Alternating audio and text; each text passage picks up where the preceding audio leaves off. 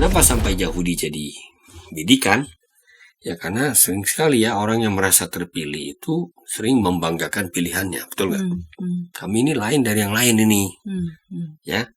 Karena kami punya perjanjian dengan Tuhan. Jadi klaim-klaim kepemilikan Torah itu tetap harus dibuktikan dengan tuntutan apa perbuatan nyatanya. Ya, oke, larangan mencuri atau berzina tentu diajarkan berdasarkan Torah, betul kan? Jangan kau mencuri, jangan kau berzina gitu. Tetapi bagaimana itu dipraktekkan dalam kehidupan nyata? Nah, itu sebuah pertanyaan yang tetap akan disoroti. Sekarang persoalannya adalah kalau anak-anak Allah tingkah lakunya justru kebalikan, tidak sesuai dengan apa yang menjadi statusnya. Kalau klaim-klaim seperti itu dipertahankan, apalagi dipertegas, ya itu kan sama dengan menghujat Allah sendiri sebenarnya.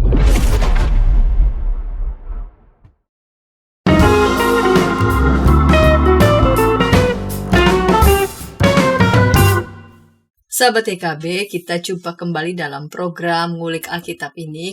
Ngulik Alkitab kita nikmati sebagai media sarana bagi kita membaca Alkitab dan tentu saja menggali setiap pesan yang berharga dalam setiap teks yang kita ulik. Kita masih mengulik kitab surat Roma dengan judul Tuhan menuntut kesejatian bukan tanda lahiriah, dengan narasumber Bapak Pendeta Anwar Chen, PhD dari Lembaga Alkitab Indonesia. Salam jumpa kembali Pak Pendeta. Sampai jumpa lagi buat Ibu Pendeta dan juga semua sahabat Ngulik Alkitab. Iya, di bawah judul Tuhan menuntut kesejatian bukan tanda lahiriah, kita akan mulai bersama-sama, namun sebelumnya Bapak Pendeta akan memimpin kita dalam doa. Mari kita berdoa. Kami kembali bersyukur kepada-Mu ya Roh Kudus, karena Kau telah terus-menerus menyampaikan isi hati-Mu kepada umat-Mu melalui hamba-hamba-Mu. Dan hari ini kembali kami mengunjungi warisan yang luar biasa berharga yang telah disampaikan oleh Rasul Paulus kepada jemaat di Roma. Biarlah hati kami dibuka, budi kami dipersiapkan untuk belajar bersama dari kebenaran firman-Mu. Dalam Kristus Yesus, amin. Amin. Saya akan membacanya. Roma pasal 2 ayat 17-29. Jika engkau menyebut dirimu orang Yahudi dan bersandar kepada hukum Taurat, bermegah dalam Allah, dan tahu akan kehendaknya, dan oleh karena diajar dalam hukum Taurat, dapat menilai mana yang baik dan mana yang tidak, dan jika engkau yakin bahwa engkau adalah penuntun orang buta dan terang bagi mereka yang di dalam kegelapan, pendidik orang bodoh dan pengajar orang yang belum dewasa, karena dalam hukum Taurat engkau memiliki perwujudan hikmat dan kebenaran, lalu bagaimana engkau yang mengajar orang lain, tidakkah engkau mengajar dirimu sendiri? Engkau yang mengajar, jangan mencuri, mengapa engkau sendiri mencuri? Engkau yang berkata, jangan berzina, mengapa engkau sendiri berzina? Engkau yang jijik terhadap segala berhala, mengapa engkau sendiri merampok rumah berhala? Engkau bermegah atas hukum Taurat, mengapa engkau sendiri menghina Allah dengan melanggar hukum Taurat itu? Seperti ada tertulis, sebab oleh karena kamulah nama Allah dihujat di antara bangsa-bangsa lain. Sunat memang ada gunanya, jika engkau menaati hukum Taurat. Namun jika engkau melanggar hukum Taurat, sunatmu tidak ada lagi gunanya. Jadi jika orang yang tak bersunat memperhatikan tuntutan-tuntutan hukum Taurat, bukankah ia dianggap sama dengan orang yang telah disunat?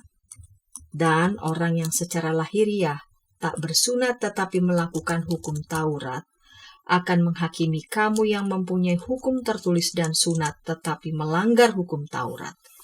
Sebab orang Yahudi sejati bukanlah orang yang lahiriah Yahudi, dan sunat sejati bukanlah sunat yang dilakukan secara lahiriah. Tetapi orang Yahudi sejati ialah orang yang tidak tampak keyahudiannya, dan sunat sejati ialah sunat di dalam hati, secara rohani, bukan secara harfiah. Pujian bagi orang seperti itu datang bukan dari manusia, melainkan dari Allah. Pak Pendeta, di bawah judul Tuhan menuntut kesejatian bukan tanda lahiriah. Kita mau review sebentar. Di pekan sebelumnya, episode sebelumnya, Pak Pendeta sudah menolong kita untuk bersama-sama melihat betapa antara anugerah dengan keadilan, dengan pertanggungjawaban itu setara. Ya, bahwa kekuatan Injil itu terletak ketika Injil itu menghancurkan ilusi-ilusi kita. Nah, dalam episode kali ini, pada perikop berjudul Hukum Taurat dan Sunat tidak menyelamatkan orang Yahudi, di ayat 17-29 rasanya Rasul Paulus sudah mulai mengeksplisitkan Ya, betul. teguran ataupun sindiran ini kepada umat Yahudi. Bagaimana nih komentar Pak Pendeta? Ya, tadi benar sekali bahwa di mulai Alkitab sebelumnya kita sudah menegaskan ya, bahwa pertanggungjawaban itu yang sama itu tuntut dari semua manusia di hadapan penciptanya. Dan standar yang sama berlaku untuk semua yang berada di bawah penghakiman Allah yang tidak memandang muka. Nah, itu tetap menjadi poin kita, karena itu memang adalah seluruh inti suasana yang meresapi, yaitu pasal 2 ya, sampai ke pasal 3 juga sebenarnya masih terasa seperti itu. Nah, jadi dari bantahan diatribe yang sifatnya universal, sekarang Paulus tadi benar sekali itu mengeksplisitkannya siapa yang dia bidik sebenarnya ini. Dan ternyata tidak lain daripada umat Yahudi. Nah, umat Yahudi ini tentu adalah seperti yang dikatakan di ayat ke-17, jika engkau menyebut dirimu orang Yahudi bersandar pada hukum Taurat, kan gitu ya. Iya. Dan tahu akan kehendaknya gitu. Nah, dapat menilai mana jika engkau penuntun orang dan sebagainya. Di situ memang ya terasa bahwa umat Yahudi itu adalah umat yang memang bermegah ya, bangga kepada Allahnya. Dan juga tahu kehendaknya gitu. Iya. Dan ini kan yang membuat mereka selalu merasa unggul terhadap bangsa-bangsa lain. Mengajar orang lain. Ya, karena apa? Karena bangsa-bangsa lain ya bermegah di ya dalam konteks politis kita tahu saja ya, pada ilah-ilah yang beragam gitu. Dan tentu ada persepsi di antara orang Yahudi, di bangsa-bangsa itu nggak kenal Tuhan. Jadi kadang-kadang kalau ada yang disebut sebagai Goyim, itu orang-orang yang tidak mengenal Allah gitu. Nah, karena itu tentu mereka juga tidak mengenal kehendaknya. Jadi Paulus dalam bagian ini fokus pada orang Yahudi. Bagaimana posisi orang Yahudi ini diperhadapkan dengan posisi bangsa-bangsa lain yang sering dianggap tidak setara. Dianggap sebagai bangsa-bangsa yang tadi yang ya tidak kenal Allah, tidak tahu firman-Nya. Oleh karena itu wajar hidupnya kacau balau, kira-kira begitulah. Ya. Jadi hari ini dalam bagian ini kita kembali mengunjungi tema yang paralel. Tentu berpijak kepada apa yang dikatakan Rasul Paulus tentang kesejatiannya. Ya. Apa yang disebut dengan tanda-tanda sejati orang Yahudi. Ya. Bagaimana itu diperhadapkan dengan nanti yang akan dia tawarkan lebih jauh lagi, bahwa anugerah Tuhan ditawarkan kepada semua bangsa. Dan tentu saja dari tawaran itu yang sungguh berharga ya, bukan yang gratisan cuma dalam arti murahan. Tawaran itu juga mengandung tanggung jawab. Nah, jadi pada bagian ini kita kembali menyorotinya secara lebih spesifik pada posisi umat Yahudi ketika diperhadapkan dengan bangsa-bangsa lain. Mengapa Paulus membidik umat Yahudi, terlepas dari ia sendiri juga adalah orang Yahudi dan juga orang Farisi? Mengapa dia membidiknya umat Yahudi? Ya, memang di situ tentu ada latar belakang. Ya. Ya, seperti yang kita ketahui, umat Yahudi itu termasuk umat yang sebenarnya di Kekaisaran Romawi itu termasuk yang agak disudutkan ya.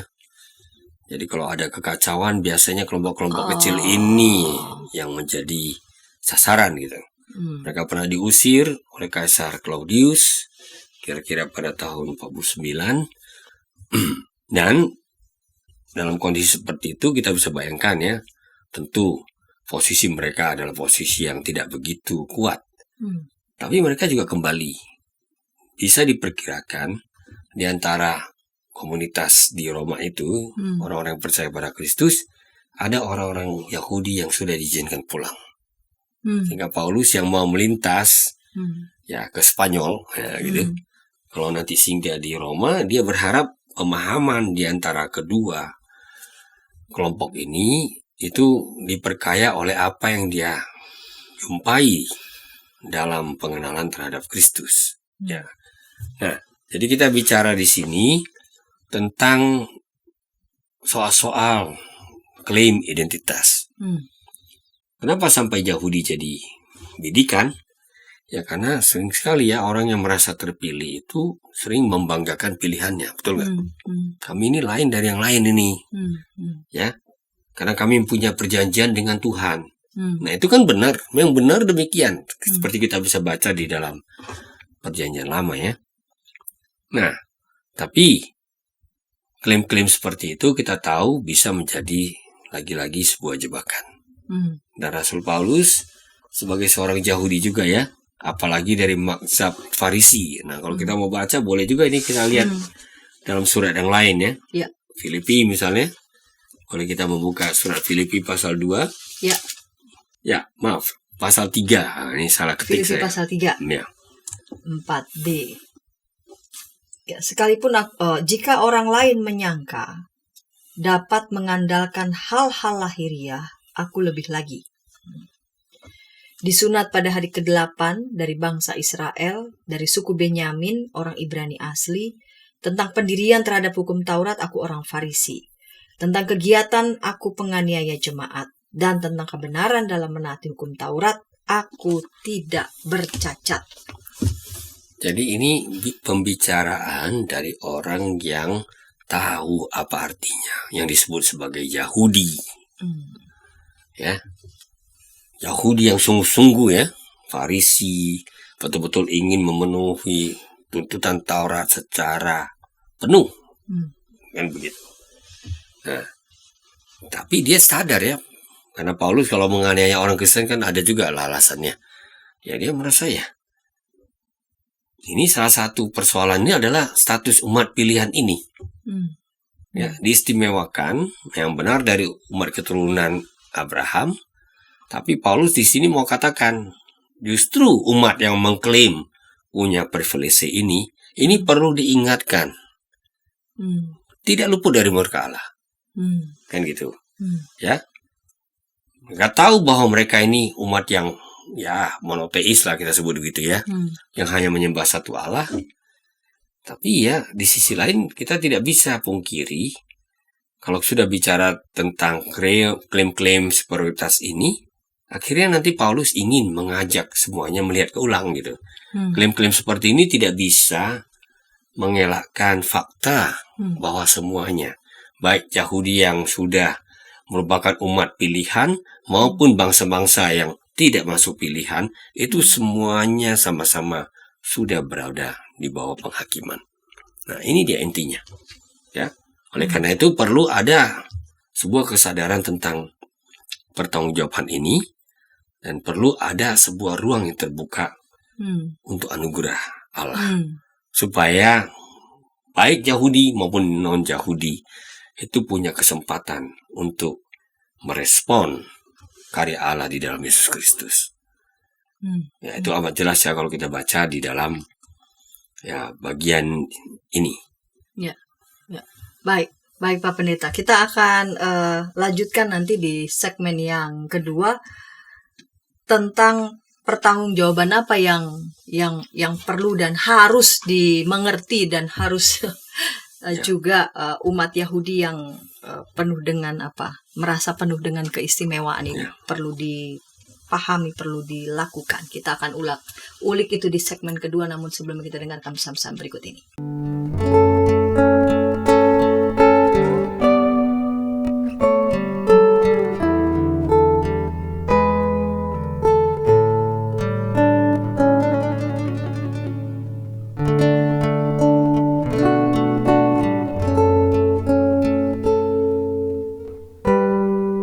Para pimpinan gereja di sana-sini mengakui bahwa jangankan warganya atau para pendetanya, mereka sendiri juga tidak begitu tahu karena sesudah menerima dokumennya taruh di kantor sinode tidak ada upaya untuk sosialisasi. Jadi sama juga kayak masalah bioetika di Indonesia ya, apakah boleh begini, apakah boleh, tapi kita harus bertanya lebih dalam lagi sebagai orang Kristen, apa sikap etis dan apa keputusan etis yang merupakan refleksi daripada visi moral dari iman Kristen. Hadirkan Tuhan sebagai sahabat, bukan hanya sebagai majikan yang di atas atau hakim. Hadirkan Tuhan sebagai sahabat kita juga, yang mau mendengar, mau meraih, yang kamu bisa seadanya dengan dia, yang kamu bisa nikmati kehadirannya. Kalau gereja bisa lakukan itu, apapun alirannya, saya kira Gen Z akan merasa ini rumah. Ternyata masih banyak komunitas kita yang tanpa sadar budaya hierarkis di dunia itu dibawa masuk ke gereja. Bagaimana sikap majelis, sikap anggota jemaat terhadap satpam gereja, terhadap pekerja gereja, itu kita kadang-kala tidak memperlakukannya sebagai sahabat, tapi ya pesuruh aja yang ya udahlah.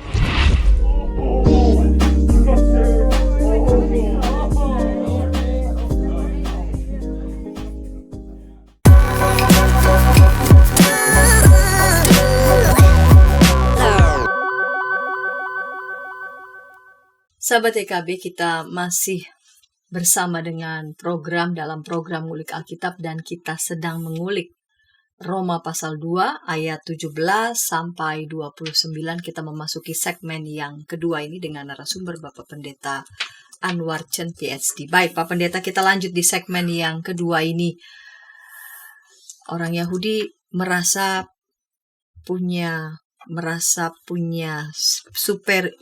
lebih superior daripada bangsa lain. Apa saja sih klaim-klaim superioritas mereka ini?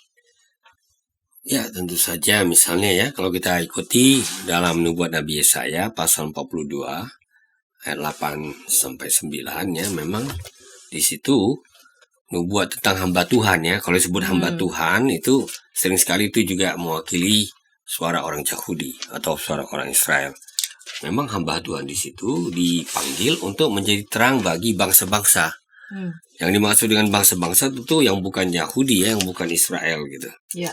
Nah, jadi itu membuat mereka merasa, oh ya kami punya terang, yang lainnya gelap. Oh. Ya. Lalu apa? Yang paling jelas adalah mereka memiliki Taurat. Punya Taurat atau Torah. Ya, itu berarti punya perwujudan hikmat dan kebenaran. Nah, ini tentu bisa dibandingkan ya misalnya dengan ya kitab Ben Sirah pasal 15 ayat 1 misalnya. Kalau kita mau kita bisa baca sebentar ya.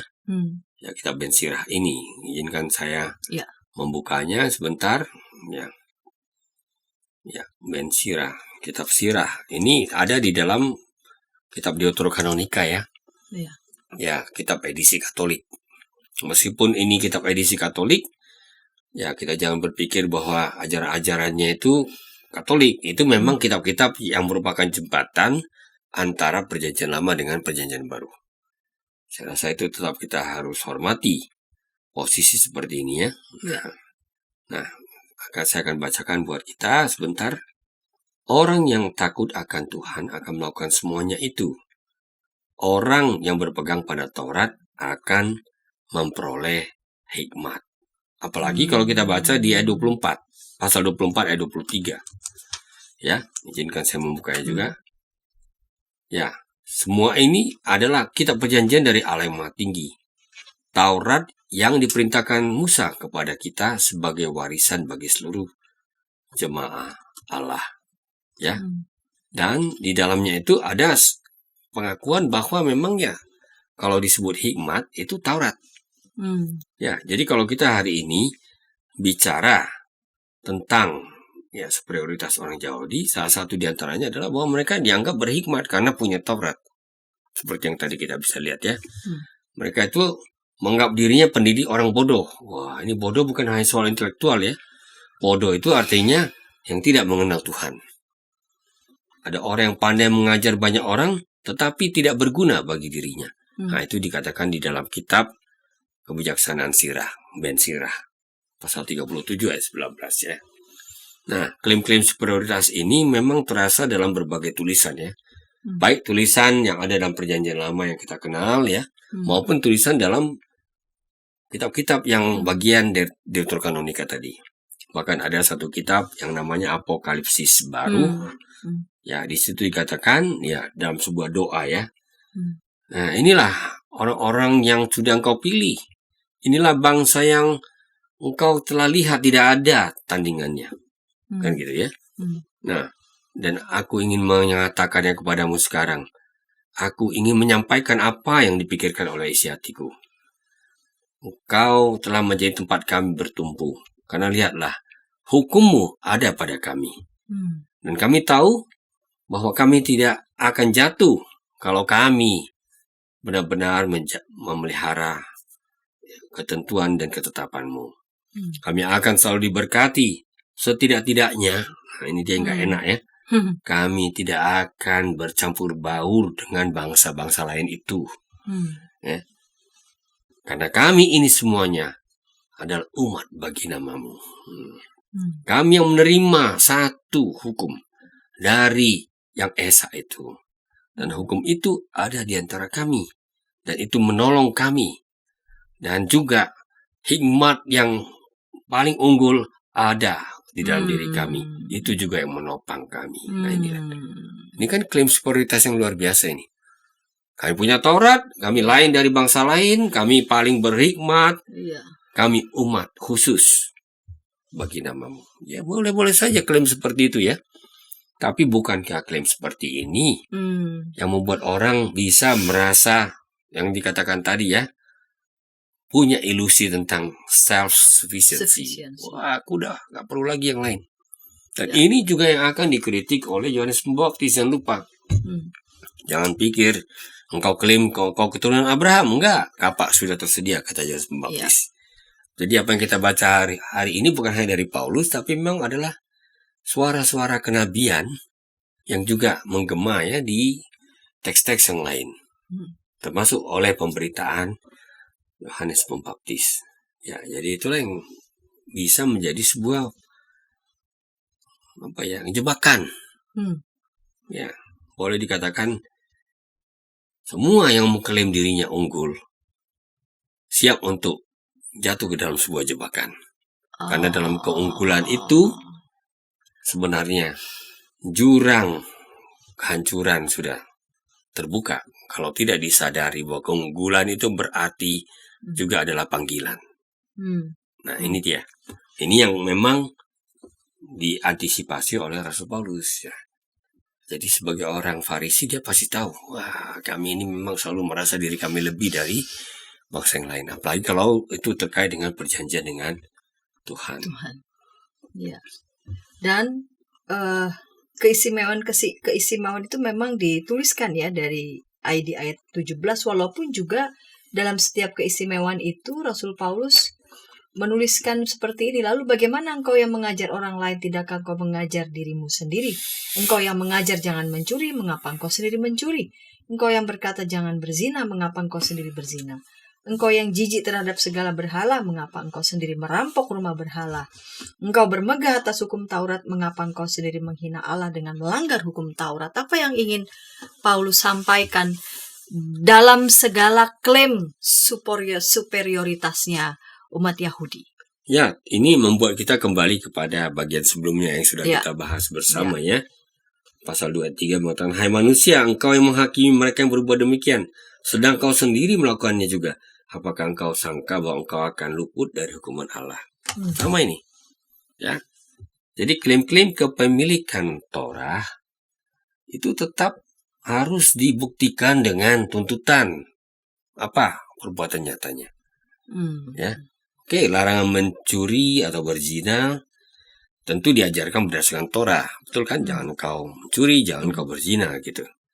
Tetapi bagaimana itu dipraktekkan dalam kehidupan nyata? Nah, itu sebuah pertanyaan yang tetap akan disoroti. Rasul Paulus sengaja membidik itu.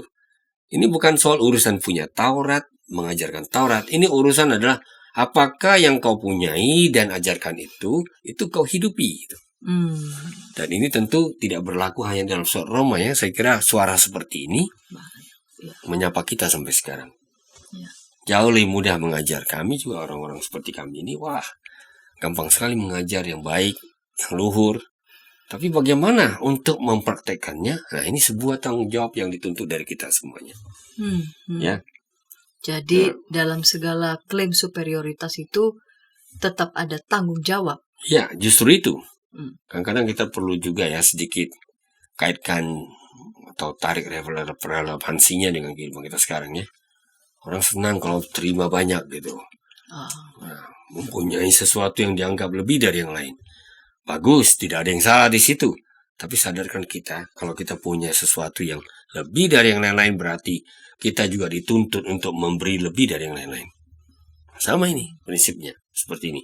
Karena Alkitab tidak pernah mau memberi legitimasi kepada yang hanya menerima, mengumpul, mengajarkan tanpa ada bukti-bukti nyata, kan gitu. Nah, yang menarik adalah salah satu contoh yang diberikan tadi ya. Dikatakan ya kamu sendiri menolak berhala, tapi kamu merampok rumah berhala. Wah, ini memang agak sulit ini. Ini salah satu nats yang cukup sulit. Karena ya umat Yahudi ini bukan umat mayoritas ya. Sehingga dia boleh dikatakan tidak punya kekuatan untuk berani merampok gitu. Apalagi yang mau dia rampok itu rumah berhala. Nah, itu kan masalah umumnya kan menyembah berhala gitu ya. Nah, lalu bagaimana memahami ini? Di situ saya belajar dari seorang penafsir. Ini seorang penafsir Katolik yang sudah meninggal juga, Profesor Joseph Fitzmyer, seorang Romo ya. Dia katakan, do you succumb to the idolatry of elevating the Mosaic law to a position of unwarranted devotion and of bestowing on it permanence it was never intended to have God's ultimate plan? Dengan kata lain, rumah berhala yang dimaksud itu bukan cuma rumah berhala biasa gitu, tempat ibadah. Tapi dia mau katakan, awas. Kadang-kadang kita bahkan bisa memberhalakan hukum Tuhan. Ini intinya. Ya. Sampai-sampai bagi kita itu harga mati gitu. Ya. Yang tidak bisa lagi diganggu-gugat sedikit pun. Nah, pertanyaannya adalah, apakah memang itu rencana Tuhan di balik pemberian hukum ini? Nah, jadi ada persoalan besar di sini. Saya sependapat dengan Fitzmyer, ya garis bawahi di sini. For Paul, Israel's clinging to the law, clinging ya, bergantung, lengket pada hukum itu, is the exclusion of Christ and His role in God's plan. Ya, jadi bisa ya sesuatu privilege hukum Taurat yang diberikan sebagai berkat bagi Israel itu akhirnya dijadikan seperti rumah berhala. Nah, kan gitu. Akhirnya apa? Dia kehilangan kekuatannya. Yang sebenarnya ingin membuat umat Tuhan sadar akan tanggung jawab dalam ikatan perjanjian dengan Tuhan. Malah akibatnya ini menutup pintu bagi Kristus. Ini membuat peran dia dalam rangkaian rencana Allah yang agung itu jadinya tersudutkan. Nah, ini bisa terjadi dan buktinya memang begitu ya. Orang-orang Yahudi akhirnya menolak Kristus. Kebanyakan menolak Kristus. Jadi pada bagian ini sekali lagi, kalau pakai bahasa yang paling gamblang, Paulus kembali ingin menguliti ya, melucuti klaim-klaim yang justru mempertebal sense of chosenness. Wah, kami terpilih. Ya. Tapi benar dia ingatkan, hati-hati. Jangan-jangan jadinya kamu seperti merampok rumah berhala gitu ya. Kamu memang tidak menyembah berhala, tapi kamu merampok. Kamu membuat apa yang kamu miliki itu, hukum Taurat, menjadi semacam berhala. Ya, itu saya kira. Dengan kaitan ayat 24, Pak Pendeta juga mana seperti ada tertulis, sebab oleh karena kamulah nama Allah dihujat di antara bangsa-bangsa lain. Karena tindakan mereka kah? Iya, tentu saja ini membuat kita sadar itu sebuah kutipan ya. Ya, itu kutipan dari Ya, izinkan saya membaca dulu kitab Nabi Yesaya ya, yaitu Yesaya 52 ayat 5. Kan gitu. Ya. Nah, tentu konteksnya beda ya. Di Yesaya 52 situ yang dimaksudkan adalah, nah, bayangkan umat pilihan kok bisa terbuang. Kan gitu. Sehingga dia menjadi ejekan bagi bangsa-bangsa. Ini lihat nih. Orang-orang yang mengklaim mereka orang yang terpilih, lihat saja nasib mereka. Kehilangan kedaulatan, negaranya hancur. Dan malah mereka orang-orang yang dipilih Tuhan ini terbuang sekarang di Babel. Dan nama Tuhan tentu dihujat ya. Iya. Jadi nggak benar Tuhannya ini begitu. Tuhannya ternyata tidak begitu berkuasa gitu. Dan itu memang ejekan-ejekan yang muncul pada zaman pembuangan dan sesudahnya. Karena tragedi nasional seperti itu nggak bisa dibayangkan oleh umat Yahudi. Nah, lalu Paulus berani ya menginterpretasi. Pada bagian sebelumnya, mulai Alkitab sebelumnya saya sudah katakan Paulus ini seorang teolog yang sangat berani melakukan reinterpretasi. Nah, dia katakan bukan soal bahwa umat Tuhan terbuang, enggak. Tuhan dihujat, Tuhan diejek-ejek, direndahkan. Justru kenapa? Tidak sinkron perbuatan kalian dengan apa yang dituntut oleh Taurat. Ya. Kan gitu. Ya. Bayangkan kalau orang yang diminta untuk menghargai milik orang lain, malah itu yang kerjanya mengambil milik orang lain. Nah, kan ini, jadi hidup itu dalam kesejatiannya itu menjadi sebuah pola yang sangat penting ketika kita bicara soal keterpilihan. Sekali lagi, keterpilihan justru adalah pertanggungjawaban. Keterpilihan justru adalah pertanggungjawaban. Ya. Baik, Pak Pendeta, kita akan ulik di ayat 25 sampai ayat 29 di segmen ketiga, namun sebelumnya kita dengarkan pesan-pesan berikut ini.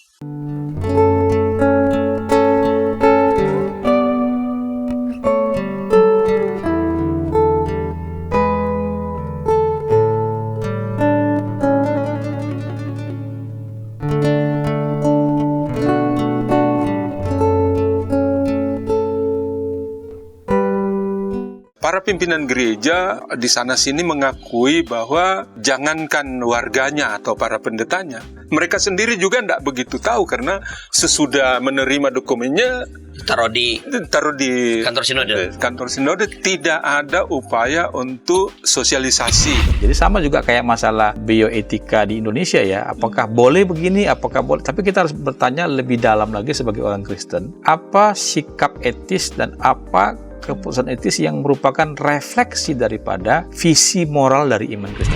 Hadirkan Tuhan sebagai sahabat, bukan hanya sebagai majikan yang di atas atau hakim. Hadirkan Tuhan sebagai sahabat kita juga, yang mau mendengar, mau meraih, yang kamu bisa seadanya dengan dia, yang kamu bisa nikmati kehadirannya. Kalau gereja bisa lakukan itu, apapun alirannya, saya kira Gen Z akan merasa ini rumah. Ternyata masih banyak komunitas kita yang tanpa sadar budaya hierarkis di dunia itu dibawa masuk ke gereja. Bagaimana sikap majelis, sikap anggota jemaat terhadap sapam gereja, terhadap pekerja gereja, itu kita kadang-kala tidak memperlakukannya sebagai sahabat, tapi ya pesuruh aja yang ya udahlah.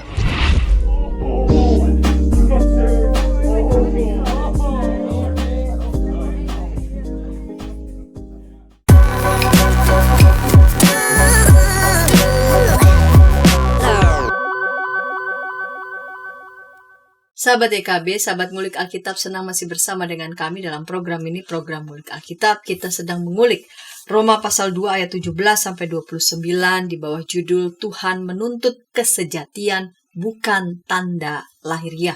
Kita memasuki segmen yang ketiga ini. Pak Pendeta, di segmen yang ketiga ini judulnya juga Tuhan menuntut kesejatian bukan tanda lahiriah. Tanda lahiriah apa yang dimaksud? Kalau kita lihat di ayat 25, sunat memang ada gunanya jika engkau menaati hukum Taurat, namun jika engkau melanggar hukum Taurat, sunatmu tidak ada lagi gunanya. Apa nilai sunat ya bagi tentu orang kalau Yahudi? Kita baca ya dalam Taurat, ya terutama dalam perjanjian Tuhan dengan Abraham ya, misalnya Kejadian pasal 17 jelas sunat, ya tentu ini berlaku untuk kaum lelaki ya. Ya. Itu adalah tanda perjanjian antara Tuhan dengan umatnya. Ya. Nah, kita kadang-kadang lupa tanda perjanjian seperti itu bukan cek kosong. Sekali lagi saya gunakan istilah itu ya. Karena di balik tanda perjanjian itu ada yang harus dilakukan. Kalau kita masih ingat 10 firman dalam Keluaran pasal 20, itu dokumen perjanjian. Akulah Tuhan Allahmu yang telah membebaskan kau dari Mesir. Benar. Kalau begitu, nah giliranmu apa? Jangan engkau taruh atau setarakan aku dengan ilah lain. Jangan pernah menyembah mereka misalnya. Kau harus hormati Sabat, hormati orang tua, jangan engkau membunuh dan lain sebagainya. Nah, itu bagian dari tuntutan perjanjian. Jadi kalau bersunat, tanda-tanda lahiriah saja, itu tidak bisa mencerminkan esensi dari tuntutan perjanjian tersebut. Nah, inilah yang memang perlu kita garis bawahi ya. Memang soal sunat bersunat ini kadang-kadang terasa asing ya. Dalam argumen seperti ini. Terasa sekali seperti ini urusan orang Yahudi saja ini. Kan gitu. Tapi itulah satu tanda perjanjian yang sudah menjadi sebuah tradisi panjang ya. Dari zaman Abraham sampai pada zaman perjanjian baru. Ribuan tahun begitu terus. Sampai sekarang pun seperti itu ya. Kalau itu di antara kalangan Yahudi yang religius. Kan seperti itu ya. Nah, sampai-sampai ya kalau kita bicara soal ciri keyahudian, itu salah satu cirinya yang paling khas. Ya. Dan tentu Sabat, Taurat dan lain-lain ya. Nah, jadi bayangkan pernah terjadi itu masa sebelum zaman perjanjian baru ya, itu zaman Makabe. Kira-kira 2 abad sebelum Kristus. Karena mereka betul-betul mau melawan Yudaisme, salah satu cara untuk menghapus atau melemahkan ciri keyahudian itu adalah menghilangkan tanda sunat. Orang yang sudah disunat pun bisa dihilangkan tanda sunatnya. Nah, ini kan soal-soal lahiriah sebenarnya. Tapi soal-soal lahiriah ini menunjuk kepada ikatan tadi, ikatan perjanjian.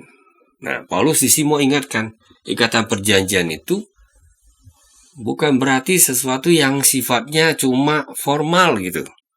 Sebuah tanda secara fisik.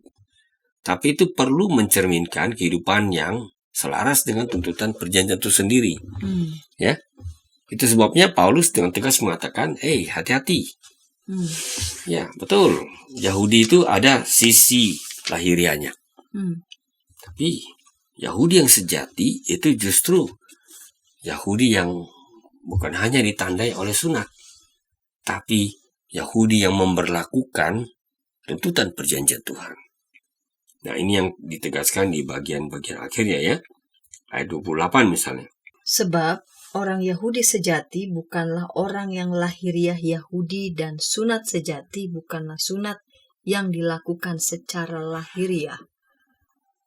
Ayat 29. Tetapi orang Yahudi sejati ialah orang yang tidak tampak keyahudiannya, dan sunat sejati ialah sunat di dalam hati, secara rohani bukan secara harfiah. Pujian bagi orang seperti itu datang bukan dari manusia, melainkan dari Allah. Ya, itu keberanian Paulus untuk meradikalkan. Luar biasa itu. Meradikalkan. Ya, klaim-klaim superioritas atas tanda-tanda lahiriah itu gugur kalau tuntutan perjanjian tidak dipenuhi. Nah, lihat ya, paralel aja ya. Sama seperti orang mengatakan, kamu punya Taurat. Nah, gitu. Atau apa dia mengklaim punya Taurat? Yang benar dia sudah terima Taurat. Tapi kalau itu tidak dihidupinya, akhirnya jadi kosong. Itu membuat kita jadi ingat juga ya. Ini pesan-pesan seperti ini kan mirip dengan surat Yakobus ya. Kalau iman nggak ada perbuatan akhirnya mati. Kosong gitu, mati gitu. Nah, jadi sekali lagi kita diingatkan di sini, yang mau ditegaskan di sini ya memang Yahudi ada tandanya. Tapi Yahudi yang sejati, tandanya itu tidak bisa hanya secara lahiriah. Justru ini adalah soal, tanda kutip, sunat hati gitu, ya. Ada sebuah orientasi baru dalam hidupnya. Dan orientasi ini tentu ditentukan oleh sebuah hubungan baru. Ketika Allah memulainya dalam anugerahnya melalui apa yang Kristus kerjakan untuk kita semuanya. Saya membayangkan ini ketika Paulus menulis ini lalu kemudian orang Yahudi membacanya begitu, itu gimana ya perasaan? Ya tentu saja ini gugatan ya, namanya juga diatribe ya. Ya. Dia sedang, nah jangan lupa dia nulis ini tentu surat kepada jemaat di Roma. Surat ini terutama ditujukan untuk orang-orang Yahudi di kalangan Kristen itu. Iya. Jadi sapaan pertamanya bukan untuk orang Yahudi yang di luar. Iya. Karena ya tidak relevan orang Yahudi di luar mengunjungi sinagoga. Iya. Ini kan untuk orang Yahudi yang di dalam. Hati-hati. Jangan sampai klaim-klaim superioritas masih ini masuk dalam. Ini mengalahkan apa yang harusnya menjadi esensinya. Iya. Karena kalau benturan-benturan seperti itu terjadi ya nanti muncul klaim-klaim superioritas palsu. Iya. Oke, kita sama-sama percaya pada Kristus, tapi tolong ingat ya, kami lebih dari Anda. Karena kami mempunyai tanda-tanda yang kalian tidak punya. Iya. Nah, tentu itu kita masih ingat ya. Iya. Dalam bincang-bincang sebelumnya saya sudah tekankan, itu yang kemudian menimbulkan semacam pergolakan ya di kalangan Kristen sendiri.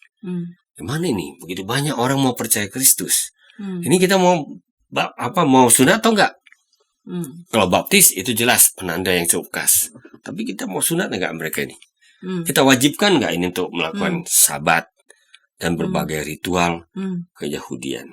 Nah, disinilah Paulus nanti kita ikuti lagi dalam pembahasan-pembahasan berikutnya konsisten. Ya, bagi dia ketika orang percaya pada Kristus, jalan baru terbuka. Dan jalan itu melampaui klaim-klaim privilege yang sifatnya lahiriah.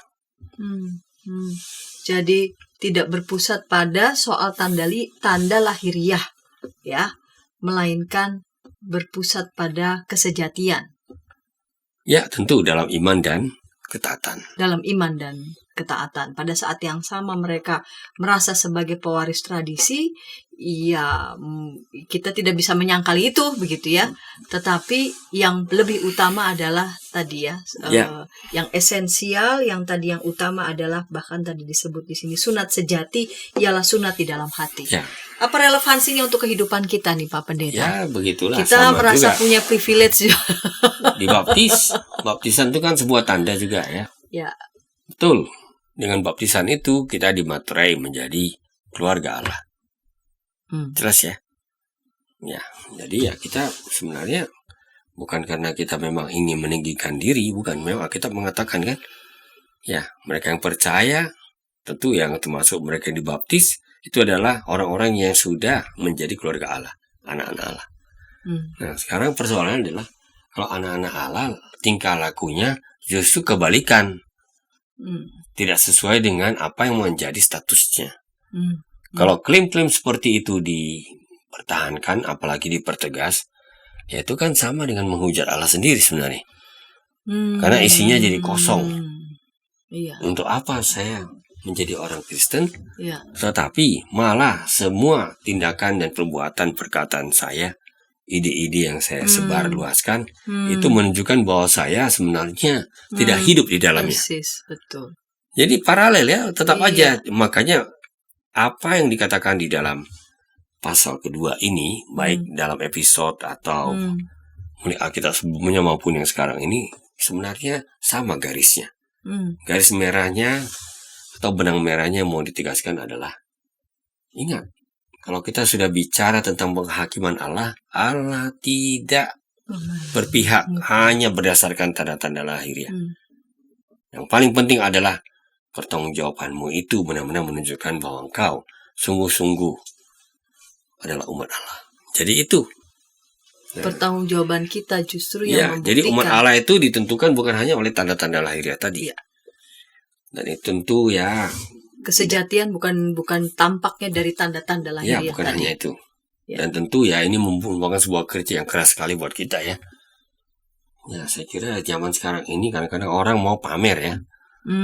Seakan-akan, kalau saya sedikit lebih saleh, bisa ditunjukkan. Itu menunjukkan bahwa saya memang adalah umat Tuhan yang khusus begitu. Ya sebenarnya nggak penting itu.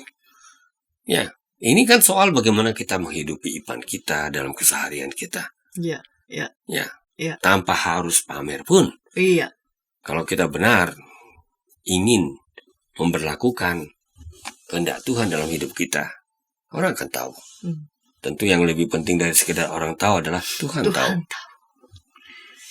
Tuhan tahu. Baik Pak Pendeta, terima kasih untuk kesediaan mengulik pada episode kali ini. Roma pasal 2 ayat 17 sampai 29, melanjutkan yang episode sebelumnya, Roma pasal 2 ayat 1 sampai 16. Dan ketika tayangan ini boleh memberkati sahabat-sahabat, dapat memberikannya kepada sebanyak mungkin orang dan dapat menekan tombol like maupun subscribe sehingga boleh mendapatkan update dari tayangan YKB TV. Kita akan mengakhiri episode kali ini dalam doa. Mari Pak Pendeta dapat memimpin kita dalam doa. Mari kita bersatu dalam doa. Sekali lagi kami ya Tuhan bersyukur karena Engkau membukakan kebenaran firman-Mu bagi kami, warisan dari Rasul Paulus yang dia sampaikan kepada jemaat di Roma. Dan kini kami membacanya ulang, melihat hidup kami, dan benar-benar Tuhan merindukan supaya kami boleh menjadi umat Tuhan yang sejati. Kami sadar bahwa tidak ada yang dikecualikan ketika bicara soal penghakiman-Mu. Semua kami Tuhan, berdasarkan tolok ukur-Mu, akan benar-benar nampak gagal. Dan sungguh-sungguh gagal. Karena itu ya Tuhan kami mohon, supaya pembelajaran ini membuat kami sadar. Apapun yang menjadi privilege, yang diklaim sebagai superioritas, semuanya pada akhirnya harus diuji berdasarkan tuntutan perjanjian-Mu. Bagaimana kami bertanggung jawab memperlakukannya dalam hidup kami. Kiranya ini juga mendorong kami untuk menghargai anugerah Tuhan. Ketika semuanya gagal untuk memperlakukan kehendak-Mu ya Tuhan. Pada akhirnya Engkau membuka jalan baru melalui Yesus Kristus. Dan inilah yang akan membuat kami sadar. Persoalan-persoalan yang kami sibukkan, Yahudi bukan Yahudi, orang percaya atau tidak percaya, pada akhirnya kembali kepada bagaimana Tuhan kami menghayati rahmat Tuhan, anugerah Tuhan dalam hidup kami secara nyata. Terima kasih ya Tuhan. Dengarkanlah doa kami dalam Kristus Yesus. Amin. Amin.